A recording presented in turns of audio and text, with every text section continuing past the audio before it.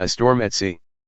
As soon as arrangements were complete for our sailing to Italy, Paul and a few other prisoners were placed under the supervision of a centurion named Julius, a member of an elite guard.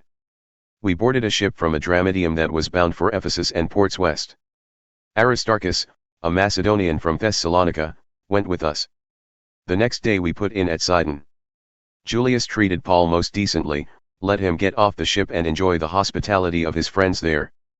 Out to sea again, we sailed north under the protection of the northeast shore of Cyprus because winds out of the west were against us, and then along the coast westward to the port of Myra. There the centurion found an Egyptian ship headed for Italy and transferred us on board. We ran into bad weather and found it impossible to stay on course. After much difficulty, we finally made it to the southern coast of the island of Crete and docked at Good Harbor, appropriate name. By this time we had lost a lot of time. We had passed the autumn equinox, so it would be stormy weather from now on through the winter, too dangerous for sailing. Paul warned, I see only disaster ahead for cargo and ship, to say nothing of our lives. If we put out to sea now.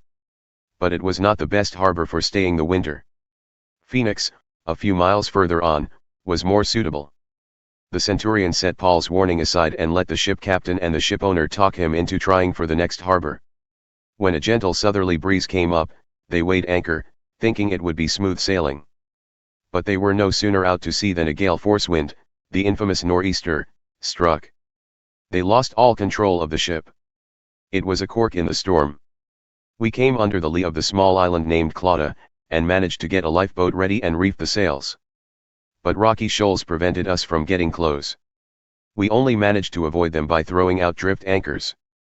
Next day, out on the high seas again and badly damaged now by the storm, we dumped the cargo overboard. The third day the sailors lightened the ship further by throwing off all the tackle and provisions.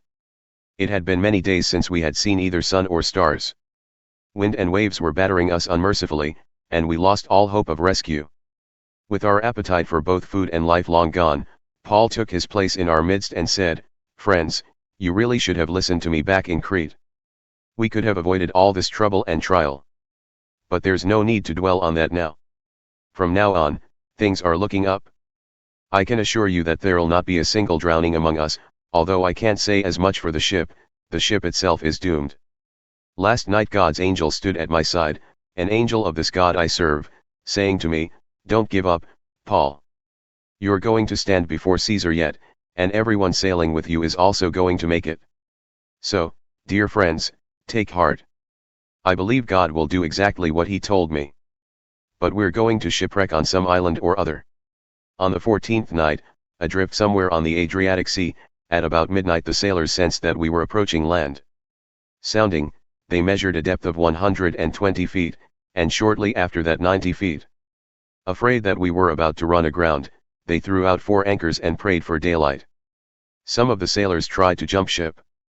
They let down the lifeboat, pretending they were going to set out more anchors from the bow. Paul saw through their guise and told the centurion and his soldiers, 'If these sailors don't stay with the ship, we're all going down.'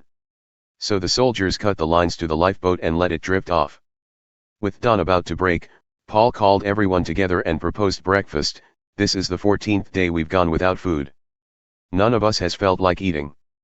But I urge you to eat something now. You'll need strength for the rescue ahead.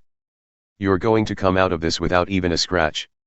He broke the bread, gave thanks to God, passed it around, and they all ate heartily, 276 of us, all told.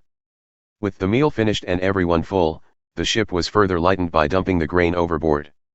At daybreak, no one recognized the land, but then they did notice a bay with a nice beach.